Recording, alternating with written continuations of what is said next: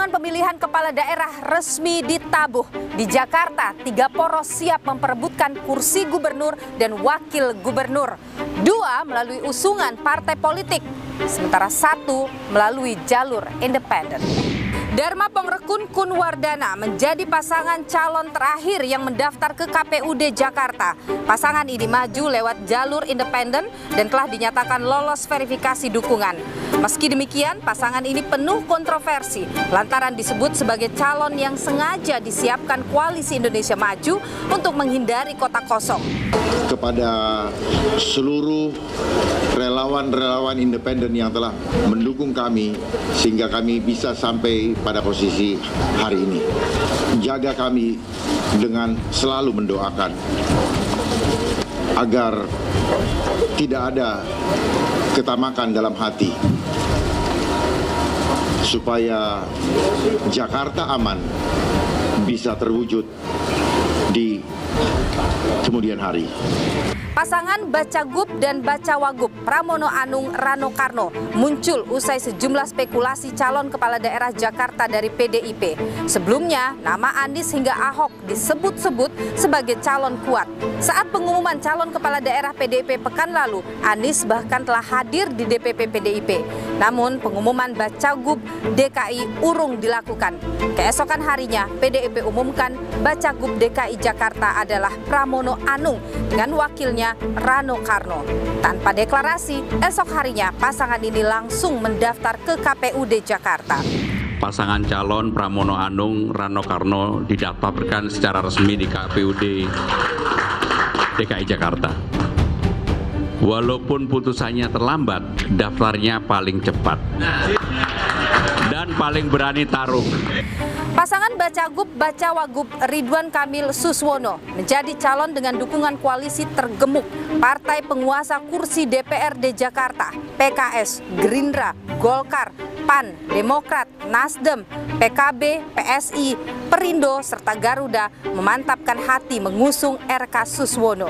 Rabu 28 Agustus pukul 14 waktu Indonesia Barat, pasangan ini resmi mendaftar ke KPUD Jakarta. Berharap masyarakat Jakarta bisa memilih yang terbaik. Kalau itu takdirnya ke kami, tentunya dengan istighfar dan tentu dengan bismillah kita akan melayani masyarakat Jakarta selama 5 tahun. Peta pertarungan pilkada di DKI Jakarta memang sontak berubah pasca keluarnya putusan Mahkamah Konstitusi nomor 60 tahun 2024 terkait syarat ambang batas partai politik dapat mencalonkan kepala daerah. Untuk DKI Jakarta, partai dengan perolehan suara 7,5% dapat memajukan bakal calon gubernur dan wakil gubernurnya. Inilah pintu masuk PDI Perjuangan bisa memajukan Pramono Anung Rano Karno tanpa koalisi. Saya ajak Anda saudara mengenal 3 bakal calon gubernur DKI Jakarta. Pramono Anung lahir di Kediri, Jawa Timur 61 tahun lalu. Lulusan teknik pertambangan ITB ini sempat bekerja di pertambangan hingga menjadi direktur beberapa perusahaan. Tahun 1999, Pramono terpilih sebagai anggota DPR.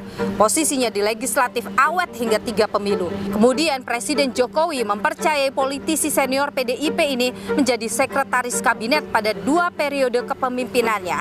Di Pilkada Jakarta 2024, Pramono Anung berpasangan dengan aktor sekaligus mantan wakil gubernur yang juga sempat menjabat gubernur Banten, Rano Karno.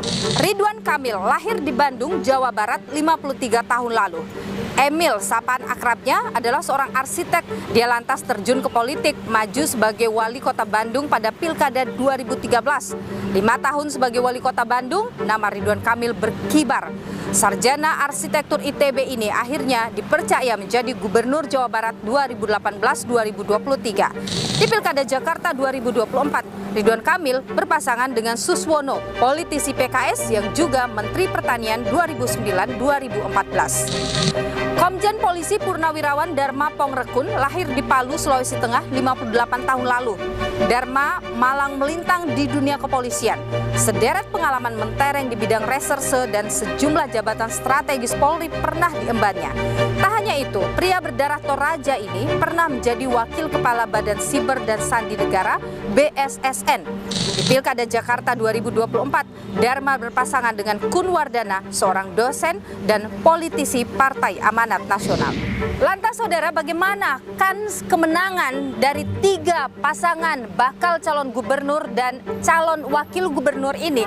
Termasuk kemana kira-kira suara para pendukung Ahok dan juga Anies yang akhirnya tidak jadi melaju di Pilkada DKI Jakarta?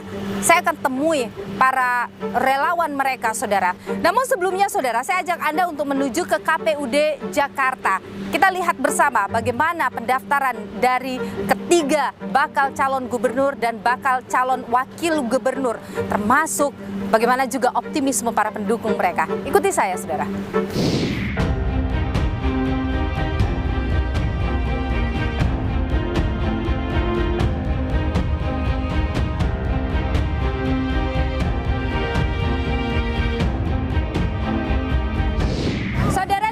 Gubernur DKI Jakarta Pramono Anung dan Rano Karno serta Ridwan Kamil dan Suswono resmi mendaftar di KPU DKI Jakarta. Seperti apa saudara kehadiran mereka di KPU ini serta bagaimana juga semangat dari para pendukungnya? Saya akan temui mereka. Ikuti saya.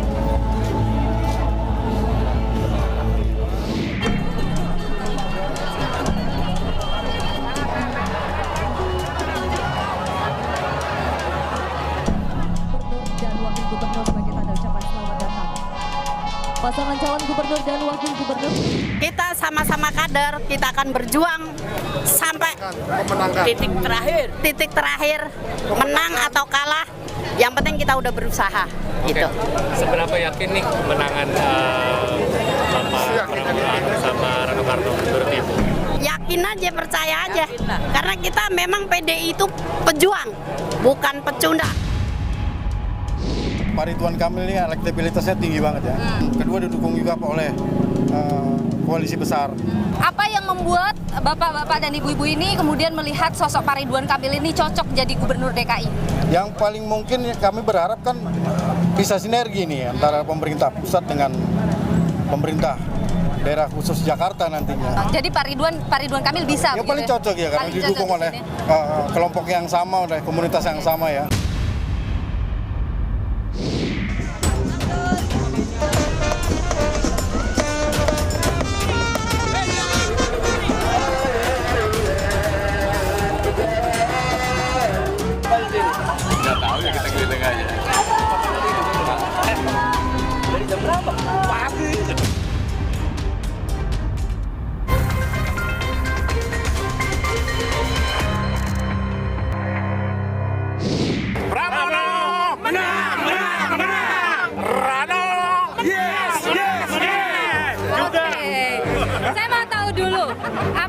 Membuat Bapak dan Ibu ini yakin bahwa Pak Pramono bersama dengan Bang Rano Karno ini akan bisa memenangkan pertarungan di DKI Jakarta.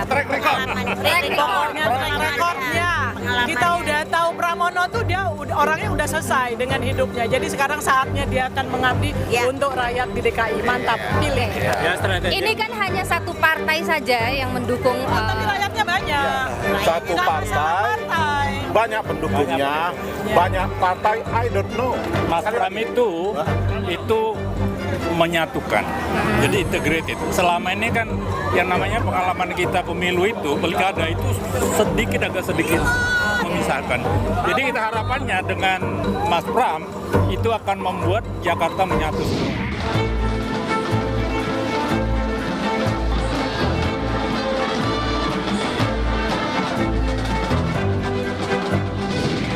Sudah bersama saya Pramono Anung, calon gubernur DKI Jakarta dari PDI Perjuangan. Mas Pram, terima kasih sudah bersama Niluh, Mas Pram. Niluh, selamat malam. Saya ingin langsung menanyakan, karena nama Anda tidak pernah muncul dalam survei calon gubernur DKI Jakarta. Bagaimana sih Mas proses pengambilan keputusan oleh Bu Mega sampai Anda yang kemudian dipilih PDIP? Jadi proses pengambilan di PDI Perjuangan itu terbuka. Ada usulan-usulan, kemudian memang final decision-nya adalah di Bu Mega. Sampai dengan hari H ketika diumumkan pada hari Senin jam 1, saya masih di kantor leha-leha aja, nggak pernah berpikir apapun. Tiba-tiba saya ditelepon oleh Sekjen, diminta datang ke kantor, saya ketemu Ibu Mega. Secara langsung ketika bertemu Ibu Mega menyampaikan, kamu yang akan saya rekomendasikan, saya calonkan untuk Gubernur DKI Jakarta. Karena saya udah terlalu lama sama beliau, sehingga saya juga ngomongnya ceplas-ceplos, Mbak bercanda. Enggak, saya serius. Saya sebagai ketua umum partai, saya menggunakan hak saya untuk menentukan kamu. Mbak, saya kan nggak bisa jawab sekarang. Saya harus menelpon beberapa orang, minimal 2 orang, saya bilang. Ya silakan aja. Yang Anda telepon? Yang pertama istri saya. Yang berikutnya kurang lebih 15 menit kemudian saya telepon Pak Jokowi, beliau ada di Lampung. Saya bilang, Pak, saya ditugasin Ibu untuk menjadi calon gubernur di DKI. Ketawalah beliau, dan beliau menyampaikan, kalau memang dicalonkan ya harus diterima, jangan enggak. Bapak manas-manasin aja. Enggak, ini saya sampaikan apa adanya. Singkat cerita, sore saya ketemu lagi ketika beliau udah di istana. Hari Senin sore? Senin sore, jam 5. Saya ketemu beliau, saya sampaikan kembali kepada Presiden, Pak ini Bu, ya udah terima aja. Pak, Bapak kenapa sih kok dorong-dorong? Saya memang, kalau berdua kan bahasa, ya karena saya sama beliau udah 22 tahun, sehingga saya juga, kalau tidak terbuka, nggak banyak orang, saya bisa apa adanya. Ntar Pak, saya pikirin dulu. Gitu. Besok pagi-pagi, jam 9 pagi, saya ketemu lagi dengan Presiden. Saya sampaikan ke beliau, Pak, tadi malam Ibu dan ini bla bla bla lah. Pokoknya intinya minta saya tetap maju sebagai calon Gubernur DKI Jakarta. Ya udah terima aja. Ya udah terima aja. Beliau menyampaikan itu. 2 orang inilah yang menjadi pertimbangan. Karena keputusan tetap sepenuhnya di Bu Mega kan. Saya merasakan hari ini apa yang disampaikan oleh Ibu, salah satu feeling politik beliau, saya juga kaget ketika saya muncul kembali di ruang publik, sambutan kepada saya itu luar biasa gitu. Kan saya amati dari responnya di WA grup saya ataupun ke saya secara pribadi, di sosmed dan sebagainya. Mereka memberikan dukungan yang luar biasa. Bahkan beberapa nama-nama yang cukup prominent itu juga menyampaikan kepada saya, Mas udahlah, walaupun saya Pak ini, tapi saya akan memberikan dukungan kepada Mas. Nama-nama yang sangat prominent. Partai politik lain? Partai politik lain bahkan ada beberapa ketua umum. Spekulasi mencuat di luar bahwa munculnya nama Pramono Anung atas dorongan Pak Jokowi. Enggak, sama sekali enggak. Saya harus mengatakan secara terbuka kenapa saya sebagai pembantu presiden berbicara dengan beliau, karena beliau presiden. Tetapi untuk kemandirian PDI Perjuangan nggak ada orang bisa ngatur Bu Mega. Jadi Pramono Anung bukanlah calon dari Pak Jokowi? Calon Megawati, calon PDI Perjuangan. Mas Pram, saya membaca Anda sempat mengatakan bahwa sempat menelpon Anies Baswedan dan mengatakan semoga kita cocok. Iya. Apa yang bikin tidak cocok? Kalau di PDI mengusung satu nama, apalagi ini hanya dari satu partai, pasti salah satu syaratnya keanggotaan. Dan Mas Anies kan memang sampai sekarang di setiap momen, baik ketika dulu Pilgub maupun Pilpres, beliau kan tidak mau menjadi anggota partai, kader partai. Itu yang kemudian menjadi trigger. Jadi kalau kemudian tidak jadi Mas Anies, menurut saya ya mungkin penyebabnya salah satu triggernya itu. Mas Pram, kita tahu Jakarta adalah battleground pijakan untuk menuju ke 2029. Target Bu Mega ke Anda? Begitu saya dipilih, dicalonkan, saya nggak bicara tentang target, tetapi saya bicara bahwa oke, kita harus fight. Di luar dugaan saya, beberapa kelompok komunitas sekarang secara terbuka nanti akan mendeklar untuk mendukung kami, dan itu kelompok-kelompok yang besar. Ada kelompok olahraga, kelompok sosial, budaya, dan sebagainya. Apakah ada kelompok dari pendukung Pak Jokowi misalnya ke arah Anda? Oh, banyak banget. Saat ini tentu Anda pasti sudah sangat tahu resikonya dan sudah sangat tahu apa perbincangan muncul di luar. Netizen menguliti tweet-tweet lama Anda. Bagaimana Anda menjawab itu, Mas? Ada satu era di tahun 2010 yang memang waktu itu era-era ngebodor gitu ya. Makanya kan saya pakai hashtag nyantai gitu. Jadi yang saya sampaikan adalah hal yang bersifat lucu-lucu. Saya tidak pernah menjelekkan seseorang, saya tidak pernah menjelekkan organisasi, dan saya tidak pernah merendahkan orang lain. Hanya lucu-lucuan aja. Joke seksis itu lucu-lucuan? Saya menyampaikan itu untuk lucu-lucuan aja. Bang Dul ini selalu identik dengan anak Betawi.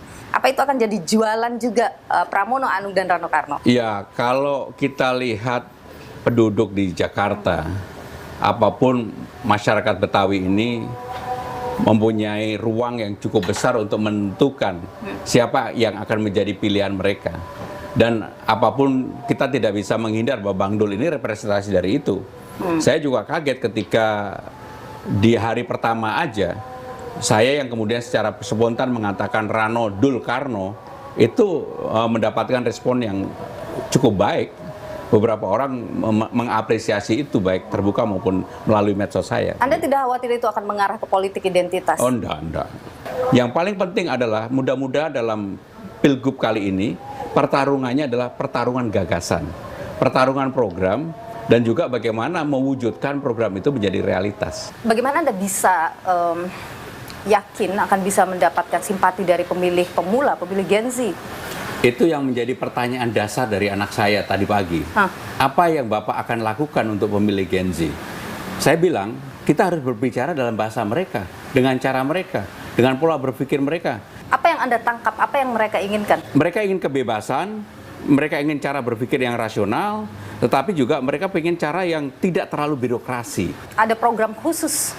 Saya bilang sama Bang Dul, Bang, salah satu kekuatan situ adalah kebudayaan. Gunakan anak-anak muda yang nanti akan menjadi influencer kita, berbicara dengan cara Bang Dul dulu, tetapi dengan cara sekarang. Dan ini menurut saya akan bisa menjadi menarik perhatian bagi para pemilih pemula. Terakhir, satu kata untuk Ridwan Kamil dalam pandangan seorang Pramono Anung. Saya kenal lama Bung Ridwan, kalau satu kata ya nggak bisa. Saya kenalnya terlalu lama, kebetulan adik kelas saya di ITB. Ya, saya melihat Ridwan ini seorang profesional di arsitektur dan bidangnya. Kalau jadi gubernur? Jawa Barat kan udah pernah. Jakarta nggak perlu? Warga Jawa Barat yang lebih tahu. Pramono Anung, calon gubernur DKI Jakarta dari PDIP. Terima kasih sudah berbagi pandangan di Niluh. Terima kasih Niluh. Terima kasih Niluh. Terima kasih Niluh.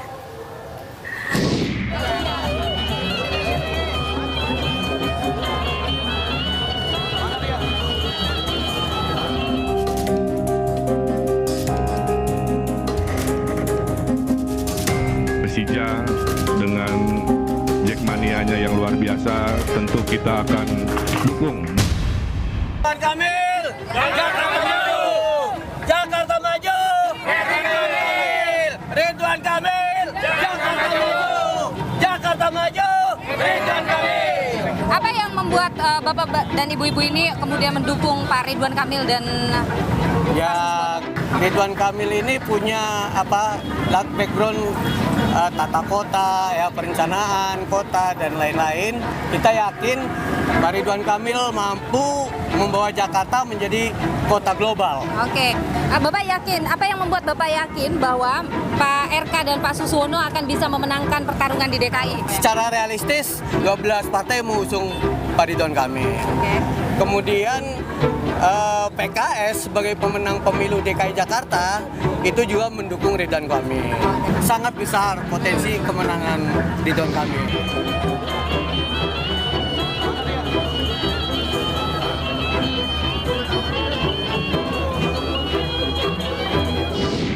Sudah bersama saya bakal calon gubernur DKI Jakarta Ridwan Kamil. Kang Emil, terima kasih sudah bersama Niluh. Sehat selalu Kang Emil. Sehat, alhamdulillah. Kang Emil, saya akan mulai dulu dengan pertanyaan semua orang. Kenapa Ridwan Kamil yang jadi cagupnya Kim Plus ini? Padahal Ridwan Kamil kalau kita bicara survei ada di layer ketiga begitu. Apa sih yang dinegosiasikan dengan Kang Emil? Ya, pemirsa harus paham bahwa sistem demokrasi kita itu kan basisnya partai politik. Dalam partai politik ini saya menjadi kadernya. Saya kan kader Golkar.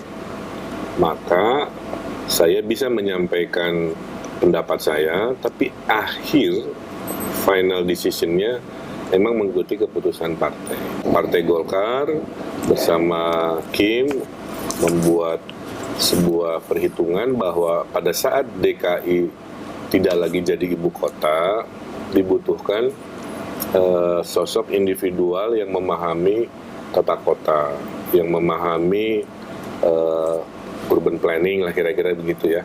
Kebetulan sayanya adalah kurator di IKN. Yang saya tahu kan pergerakan perpindahan dari Jakarta ke Nusantara berdampak apa. Nah itu salah satu alasan teknokratisnya. Kalau alasan politisnya memang Pak Prabowo bertemu dengan saya menyampaikan banyak program-program yang beliau ingin hadirkan untuk warga Jakarta. Nah, beliau ingin gubernurnya tuh bisa sering komunikasi dengan baik, kan begitu ya. Bisa satu frekuensi, bisa mudah untuk diajak ngobrol. Kalau yang lain Pak Prabowo tidak merasa nyaman gitu ya? Saya nggak paham, cuman saya merasa terhormat aja. Presiden terpilih punya ekspektasi ke saya. Kan kita tahu ya bagaimana penerimaan di Jakarta, media sosial ramai dengan isu Anda gitu. Anda sendiri merasa apa dari sosok seorang Ridwan Kamil ini kira-kira akan bisa dicintai oleh warga Jakarta? Saya itu tidak berubah. Bisa lihat cara saya mencintai Bandung. Oke. 450 penghargaan, perubahan. Saya mencintai di level lebih besar 50 juta orang. Berakhir dengan 555 penghargaan juga. Nah di tempat baru juga sama prosesnya. Saya ingin berkenalan, bersilaturahmi, ingin mendengar, dan nanti kalau takdirnya ada, ya saya akan mencintai. Baik yang memilih mencintainya dari sekarang dong, Kang? Kan lagi belajar. Lagi belajar mencintai. Mencintai itu kan ada proses. Tapi sekarang prosesnya udah ke arah positif. Iya, kalau lihat di lapangan antusiasme warga misalnya ya kemarin ke selatan. Heboh sih. Kadang-kadang keriuhan di medsos dengan realita di lapangan seringkali tidak selalu sama. Oke, isu Bebotoh, The Jack, bagaimana itu Anda? Pokoknya saya cuma bilang saya akan mencintai, tidak akan menjanjikan hal-hal yang nanti dianggap politisasi kan, masalah. Mulai tapi mencintai supporter itu besar loh, Kang Emil, dukungannya. Bagi saya semua bisa dikomunikasikan poin. Apa sih masalah Jakarta yang paling urgent untuk diselesaikan dalam waktu yang singkat gitu? Top of mind pertama tuh polusi yang berhubungan dengan kemacetan kan. Yang kedua yang paling sering ditanya itu pengangguran. Jadi dengan visi kota global itu sebenarnya memperbanyak pekerjaan nantinya. Karena kota global itu kayak Singapura lah ya. Kualitas layanan kotanya sehingga orang investasi ngantor di sini ya seluruh dunia kan, sehingga menambah pekerjaan, memperbanyak event, memperbanyak destinasi sehingga lowongan pekerjaan juga naik. Nah kalau polusi juga tentunya yang paling jangka pendek memperbanyak pohon, yang rindang kebanyakan Jakarta Selatan. Kemudian memadatkan kota, memperbanyak hunian di tengah kota.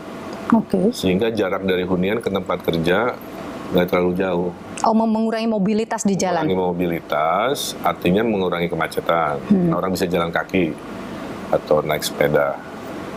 Kalau mengurangi pergerakan, karena nggak ada mobil yang terlalu jauh, berarti kan polusinya berkurang. Jadi polusi berkurang, kemacetan berkurang, bahagia.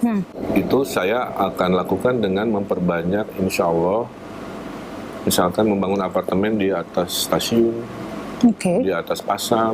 Masyarakat kira-kira terjangkau nggak tuh harganya, kan dalam kota itu mahal ya Kang Emil? Ya, makanya harus ada subsidi dari pemerintah berupa lahan-lahannya itu milik pemerintah dan bukan untuk menengah atas. Oh, nanti ada lagi spesifik yang bisa menempati itu? Ya, di program ini tuh arahan dari Pak Prabowo agar Jakarta 5 tahun ke depan fokus ke namanya social housing. Melihat dengan dukungan gerbong besar di Pilkada DKI ini, itu jadi kunci ya kunci yang paling jitu itu untuk memenangkan pilkada ini? Pertama kita lihat faktor rekonsiliatifnya ya. Kan dipisahkan oleh Pilpres. Betul? Tapi disatukan di Pilkada Jakarta. Artinya ada hampir 90% nanti kursi DPRD kan di rombongan Kim Plus ini. Maka situasi akan lebih kondusif menurut saya selama 5 tahun ke depan kan. Anda tidak khawatir itu jadi tidak ada pengawasan pada kerja pemerintah? Kan PDIP per hari ini tidak dalam satu koalisi. Kalau satu kan kadang nggak terdengar dinamikanya juga. Bukan dinamika yang politiking gitu, kritisi yang objektif. Walaupun koalisi besar, aspirasi masyarakat, kritisi masyarakat tetap harus dijadikan dasar walaupun koalisinya besar. Anak abah Ahoker itu penting nggak sih untuk digait? Iya, jadi semua. Udah pendekatan ke sana? Saya nggak ngerti, itu kan sebuah segmen masyarakat yang tidak selalu terorganisir secara struktural kan.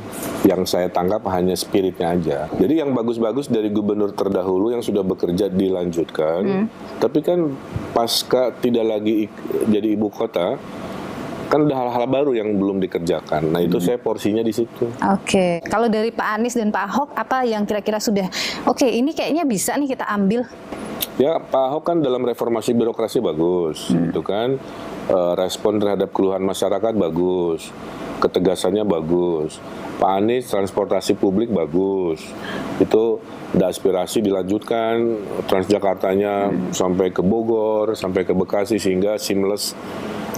Karena perbedaannya sekarang ada kewajiban Jakarta menjadi aglomerasi kan. Ya. Bagaimana Anda melihat sosok seorang Pramono Anung? Satu, beliau lebih berpengalaman dari saya. Beliau lebih senior dari saya. Beliau lebih pintar dari saya. Tidak mudah ya. Saya masih lebih junior, lebih sedikit pengalaman. Kalau Kang Emil menilai Pak Pramono banyak banget kebaikannya, ntar Kang Emil apa dong? Ya saya bawa pengalaman membangun wilayah. Perbedaan saya punya 10 tahun pengalaman mengurus kota dan provinsi. Terima kasih Kang Sama-sama. Emil Ridwan Kamil, bakal calon Gubernur DKI Jakarta, sudah berbagi informasi di Nilu. Sehat selalu Kang Emil. Golput kan pilihan politik juga, nyoblos semua juga pilihan politik. Pak Ahok, saya ikutin apa kata Pak Ahok.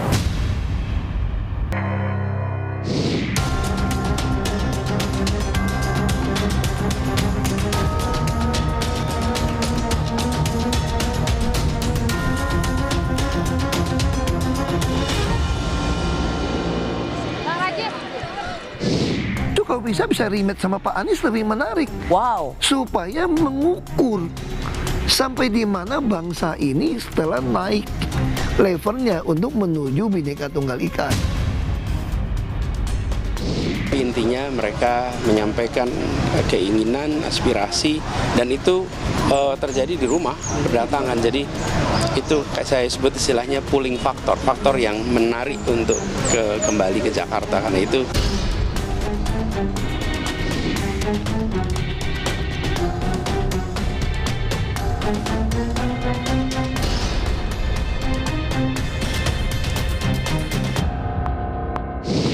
saya sudah bersama dengan Ahokers. Mereka adalah pengagum Ahok yang juga menjadi relawan kala Ahok maju dalam Pilkada Jakarta 2017 yang lalu. Bahkan sebelumnya juga ya? Dari 2011 malah. Oke, sini ada Pak Darsum dan juga Ibu Ila ya. Sekarang ini PDIP akhirnya mengambil keputusan untuk tidak memajukan Ahok di Pilkada DKI. Padahal namanya sempat disebut sebelumnya. Kemana Ahoker ini jadinya? Ahoker itu bukan lihat sosok ya. Jadi nggak melulu sosoknya kemana kita ikut kemana, tapi kita lihat dia mau bikin apa buat warga. Ya, karena kita lihat program-program Ahok itu bagus dan terbukti sudah pernah dilakukan, cuma kemudian hilang gitu kan, nggak dilakuin lagi gitu kan, diganti dengan program yang lain gitu. Nah, kita pengen kalau ada sosok lain yang mau melakukan itu lagi, ditambah yang belum sempat dikerjakan, kita pasti dukung. Karena itu yang kita apa pengen itu? warga. Yang mana? Yang program Ahok yang mana? Ya, seperti yang paling jelas kan itu ya pasukan Orange itu ya, yang udah sekarang kita udah jarang lihat gitu kan. Itu juga laporan warga yang cepat sekali kalau kita lapor langsung ditanggepin. Lalu ada juga Ahok yang belum sempat ya dia mau bangun rumah susun yang dekat-dekat perkantoran dengan memanfaatkan lahan-lahan milik warga, milik Pemda sehingga warga nggak usah jauh-jauh tinggal di pinggiran, sehingga mengatasi secara nggak langsung mengatasi kemacetan. Kalau sekarang dilihat dari 3 bakal calon gubernur DKI ya, siapa sosok yang paling mendekati mungkin akan melanjutkan pekerjaan Ahok menurut Bapak ya, Ibu? Kalau secara sekilas kita lihat pasti Pak Pramono ya, karena kemarin kan Ahok ada di sana ya. Cuma itu pun nggak menjamin 100%, tapi kita mau lihat dulu buktinya nanti. Kalau Bu Ila? Bu Ila? Sekarang sih emang ke Pak Pramono ya, masalahnya juga kan Pak Ahok sebagai tim sesnya, jadi kita masih ke Ahoknya gitu. Karena Pak Ahok aja di situ jadi tim sesnya Pak. Cuman di dalam hati sih ya masih ingin Ahok gitu ya? Ya terus terang kita kecewa kemarin. Maksudnya kalau untuk move on sih belum bisa. Belum bisa move on. Masih kecewa sekali. Iya kayaknya gimana gitu. Kita udah intinya dari kemarin udah bikin gerakan-gerakan macam-macam gitu kan. Terus, tapi yang mau apa? Sedih dong Ibu. Sedih. Sedih. Kemarin juga aku Pak Ahok. Terus Pak Ahok bilang, ya sudah dukung yang apa yang ada gitu. Apa yang udah terpilih gitu nanti gitu. Padahal pas saya juga ada di situ bilang gitu. Ibu bilang apa pas selesai Ahok bilang gitu? Ya aku kirim foto yang ada Karno sama Pramono gitu. Terus aku kirim gambar nangis gitu kan. Ibu mau nangis rasanya. Pesan untuk Pak Ahok deh, mungkin Pak Ahok nonton nanti. Pak Ahok, saya ikutin apa kata Pak Ahok. Sesuai dengan keputusan Bu Mega, pilihan Bu Mega, nanti siapapun yang jadi saya ikut. Pak Ahok kemana saya ikut ke sana. Oke. Terima kasih Bu Ila ya. Terima kasih juga Pak Darso sudah berbagi pandangan. Kita lihat bagaimana gebrakan para bakal calon gubernur ini. Sehat selalu. Terima kasih Mbak Nil.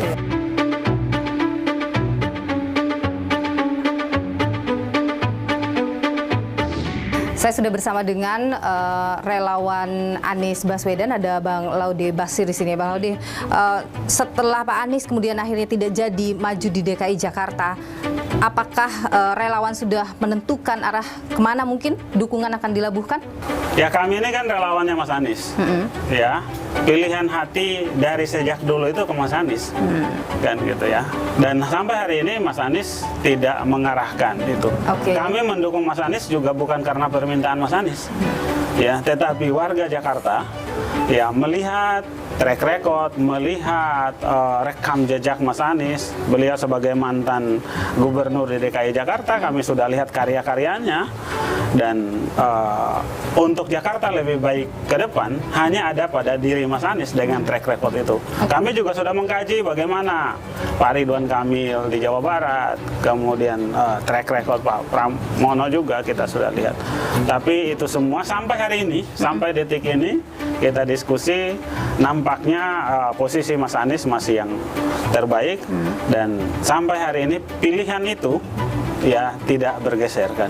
Sehingga ketika nama Mas Anies tidak ada di dalam kertas pilihan, ya itu hak politik teman-teman relawan untuk menentukan pilihan yang terbaik. Ketika yang dipilihnya tidak ada di dalam kertas itu, silahkan diterjemahkan. Oke, mau golput? Nggak tahu lah, itu lagi-lagi pilihan politik. Golput kan pilihan politik juga. Nyoblos semua juga pilihan politik kan gitu. Jadi ada kemungkinan juga golput? Ya, hukum harus melindungi pilihan politik warganya. Tapi terbuka opsi itu? Yang namanya pilihan politik, yang mau dipilih tidak ada di situ. Ya, sebagai warga Jakarta ya mungkin logo logo Pemda Jakartanya kalau ada yang dicomblong. Tapi relawan ini apakah akan mengikut kemana Pak Anies? Ya ini kan cinta Mas Anies kan? 1000%. Kayaknya akan ikut. Kalau Pak Anies ke A, mungkin akan ikut ke A. Akan mungkin. Artinya imamnya. Saya rasa kemungkinan Pak Anies yang terbaik adalah yang terbaik, dan beliau tetap akan di koridor beliau sebagai yang terbaik, itu aja. Oke, tidak akan tergantikan lah ya. Tidak tergantikan. Dan satu lagi, rakyat Jakarta sudah sangat pintar istilahnya, apalagi selama kepemimpinan Mas Anies selama ini mereka sudah sangat banyak merasakan manfaat kebijakan-kebijakan yang Mas Anies lakukan. Dari ketiga calon, dari ketiga kandidat ini, adakah yang rasa-rasanya ya mirip-mirip dengan Pak Anies lah? Tidak.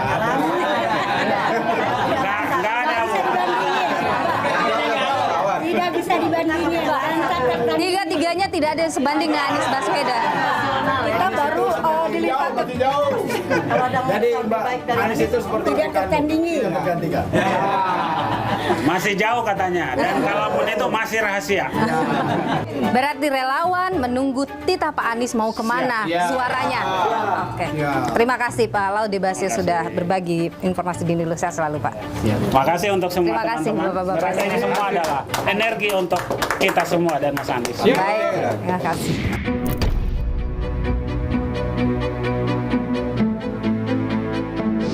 Kalau lihat memori publik, pengalaman rekam jejak selama ini yang paling tidak yang sering diberitakan media itu kan Pak RK dibandingkan Pak Pramono. Pak Pramono memang pengalaman di pemerintahan cukup lama juga, tapi kan selama ini kan memang di balik layar ya, di balik layar menjadi timnya Pak Jokowi di sekretariat kabinet yang notabene jarang sekali terekspos publik gitu ya. Ini yang sedikit banyak menguntungkan Pak RK ketika berhadapan-hadapan dengan Pak Pramono.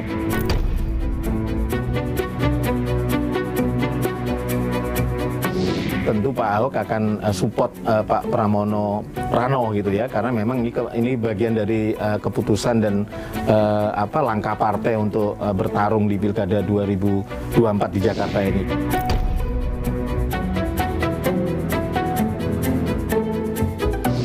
Kita belum pernah menguji itu ya, Pak Ahok apakah pemilihnya loyal terhadap Pak Ahok, tapi kalau kita lihat karakter pemilihnya yang memang berdekatan dengan PDIP ya, Ahoker gitu ya, ini akan mempertimbangkan untuk memilih Pak Pramono gitu ya.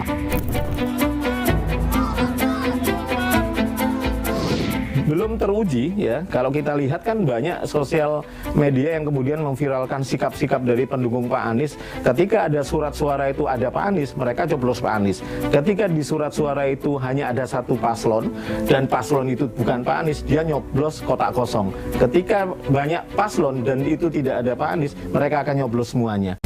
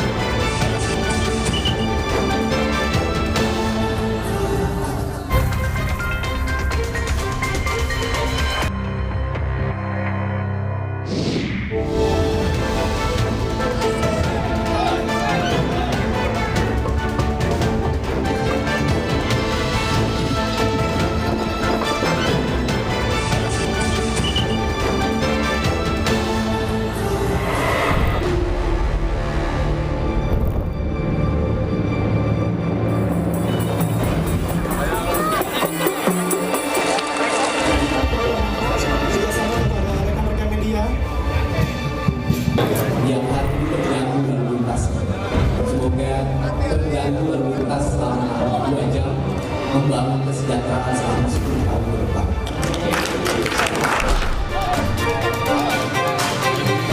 Kami di Jawa Barat tentunya sangat mempunyai keinginan Pak Anies diusung di Jawa Barat. Burung terbang, burung cendrawasih, terbang tinggi ke udara. Mari sama-sama dukung pasangan asih untuk Jawa Barat adil, maju, dan sejahtera. Seolah-olah game changer. Kami adalah pemimpin yang bisa mendapatkan kemampuan untuk melakukan perubahan-perubahan ke arah yang lebih baik dan lebih baik lagi. saya adalah Menteri Sosial yang ngurusi orang-orangnya. Bagaimana saya melihat persis kondisi Jawa Timur. Kita akan gunakan semua energi baik kita untuk memberikan pelayanan yang terbaik bagi rakyat Jawa Timur. Agar nantinya Jawa Tengah akan lebih baik dengan cara kami ngopeni dan lakoni. Bahwa penyelenggaran pilkada kali ini harus luwih becik dan luwih nyenengke. Yang tak pilih Edi keterlaluan. Oleh seorang pemimpin, saya rasa itu harus mau turun sampai bawah.